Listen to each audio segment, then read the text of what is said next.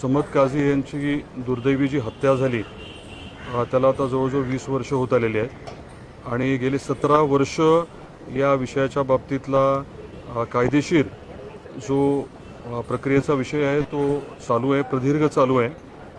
न्यायदेवतेवरती पहिल्यापासूनच आमचा पूर्ण विश्वास होता आणि 17 वर्षानंतर न्यायदेवतेने आम्हाला न्याय दिलेला आहे. परंतु हे 17 वर्ष ह्या सर्व लोकांचे कोण परत करणार आहे? आज आपण आदरणीय डॉक्टर पद्मसिंह पाटील साहेबांची परिस्थिती बघितली. 17 वर्ष त्यांना हे सगळं सहन करावं लागलं. त्यांचा या विषयाशी कुठला संबंध नसताना राजकीय षडयंत्र जे केलं गेलं, आता टप्प्याटप्प्याने सगळ्याच गोष्टी पुढे येतील. परंतु आज निश्चितपणे आम्हाला सर्वांनाच मोठं समाधान आहे की न्यायदेवतेने आम्हाला न्याय दिला. दुर्दैवाने डॉक्टर साहेबांना नेमकं काय झालंय हे मी समजून सांगू शकत नाही, त्यांना ते कळणारही नाही.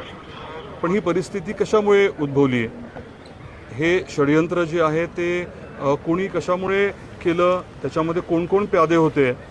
आदरणीय डॉक्टर पद्मसिंह पाटील साहेब, आपल्याला कल्पना असेल की साधारण 1990च्या दरम्यान मुख्यमंत्री होणार होते. तसा त्यांना शब्द दिला होता. काही कारणामुळे ते होऊ शकलं नाही.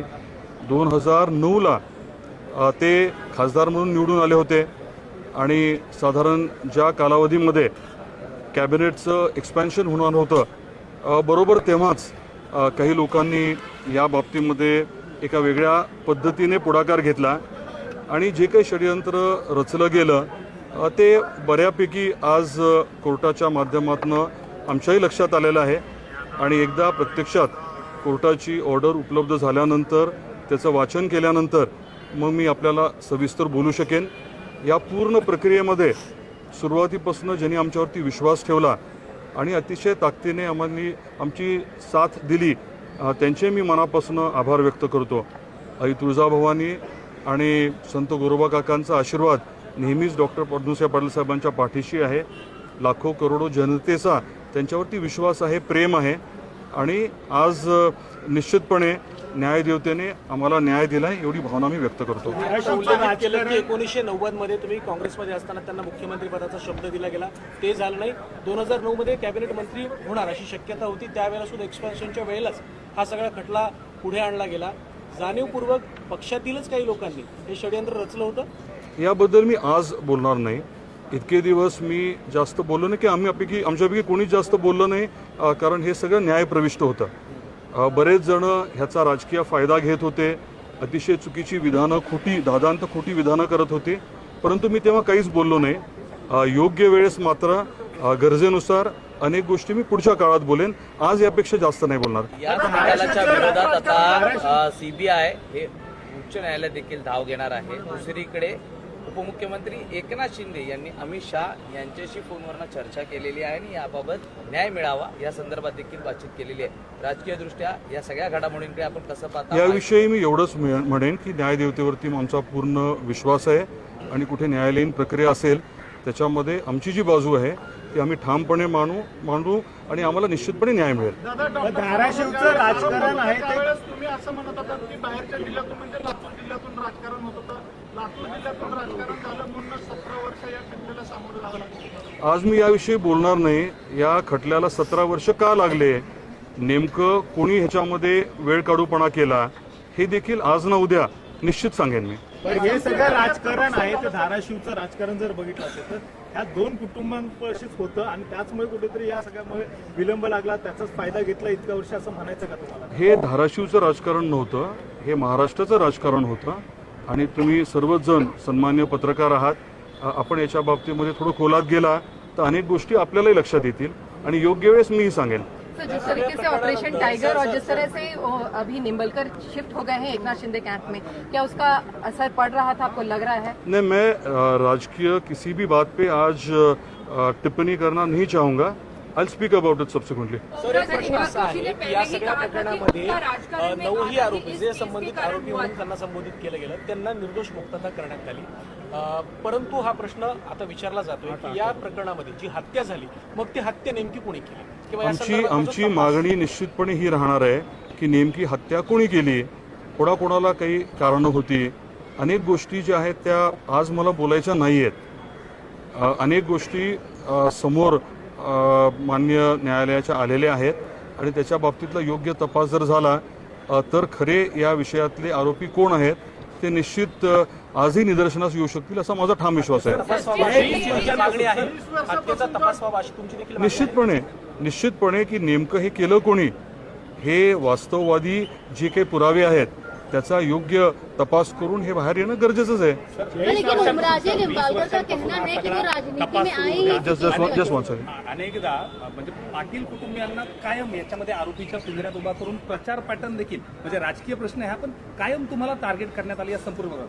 आता निर्दोष झालेत, आता समोरचे म्हणतायत की या सगळ्या संदर्भामध्ये मी परत लढा देत राहील. निकाल लागल्यानंतर देखील त्यांचं राजकारण फक्त याच्यावरून सुरू झालं तर अजूनही त्याच्यावर चालेल. तुमचं याबद्दल म्हणणं काय? मी एवढंच सांगेन की ह्या दुर्दैवी घटनेनंतर घटना घडली 2006ला अगदी दुसऱ्या महिन्यापासूनच तिथे राजकारण जे आहे ते केलं गेलं. या दुर्दैवी घटनेचा वापर पूर्णतः राजकारणासाठी केला गेला. काही लोकांच्या सांगण्यावर नसेल परंतु अनेक जण जे आहेत त्या सांगण्याला बळी पडले आणि दुर्दैवी घटनेचा राजकीय पुरेपूर वापर झाला हे वास्तव आहे. You are saying something? मुख्य साक्षीदार होते. एक मिनिट. Umaje Nimbalkar had once himself said that the reason why he's coming into politics is this case. So why can't we relate and why can't we speak about politics? I prefer not to speak about politics today. Maybe this evening or later on, after I have read through the verdict, I will let you all know, and we'll have a more detailed discussion. But do you see that there is a bigger conspiracy involved in against Mr. Patil? There is definitely a bigger there's definitely a bigger conspiracy, and we are kind of aware of who's involved. But then obviously it's not right to speak about it right now. But I will speak know the about names. it. You know I the will names. speak about it with the due proof subsequently. तुम्ही आता असं म्हणाल की judgement एक इस second. पूरे मामले में अभी हाईकोर्ट में जाएंगे जितना भी CBI ने भी अपने जो जांच है वो आगे लेने के लिए अपना प्रयास रखेंगे. वो नॉर्मल प्रोसीजर है and obviously will be a part of it. Sir CBI ने भी कहा है कि वो भी जाएंगे अदालत, अपील करेंगे इस पूरे मामले में. That is totally up to them. जो उनको करना है वो उन्होंने obviously करना ही है. No doubt about that. But given the fact that CBI is a central agency where the central government is of the NDA and This working is obviously independent of anything else, and everyone should obviously trust that.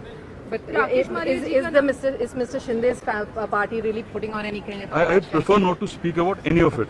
Rakesh Maria ji का नाम भी इस केस में वापस एक बार दोहराया गया है. जिस तरीके से ये पूरा जो प्लानिंग किया गया था, जेल की इन्वॉल्वमेंट इसमें क्या थी, किस तरीके से देखते हैं? मैं इसके बारे में थोड़े may be in a day और टू बात करूंगा with a little more proof after having read the verdict. या प्रकरणातील मुख्य साक्षीदार होते. त्यांची साक्ष ज्यावेळी नोंदवण्यात आली त्यावेळी विरोधाभास त्यामध्ये प्रामुख्याने पाहायला मिळाला आणि हा एकच मुख्य धागा होता ज्या आधारावरती ही केस 20 वर्ष या ठिकाणी चालली. त्यात राकेश मारिया यांचं नाव देखील समोर आलं. मारिया यांना ते भेटले होते आणि त्यानंतर ज्या घटना घडल्या आपण देखील कोर्टात होतात. या संदर्भात आपलं नेमकं मत काय आहे, त्यावेळी नेमकं काय घडलं होतं, राजकीयदृष्ट्या प्रेशर होता, त्यातनं हा संपूर्ण प्रकार घडलेला आहे. आज माननीय न्यायाधीश महोदयांनी अतिशय स्पष्टपणे जे काही घडलंय ते नमूद केलेलं आहे. आम्हाला या बाबतीमध्ये इतकंच सांगायचं आहे की एकदा वर्डिक्ट वाचल्यानंतर तुम्हालाही सगळ्या गोष्टी कळणार आहेत, आम्हालाही डिटेलमध्ये कळतील आणि त्याच्यानंतर आपण मला जेव्हा विचाराल तेव्हा मी अजून जास्त तुम्हाला प्रदीर्घ याविषयी बोलेन. म्हणालात की वर्डिक्ट वाजल्याच्या नंतर सविस्तर प्रतिक्रिया दिली जाईल. जे षडयंत्र रचलं गेलं किंवा ज्या मंडळींनी यामध्ये दबाव आणण्याचा प्रयत्न केला त्या संदर्भात सुद्धा तुम्ही भाष्य करणार आहात? मी ठरवेन कधी बोलायचं. हे जे काही षडयंत्र रचलं गेलं, कोणी रचलं, कसं रचलं याची बऱ्यापैकी माहिती मला आहे, परंतु ते कधी सांगायचं आणि पर्याप्त पुरावे उपलब्ध करून द्यायचे ते मी ठरवेन.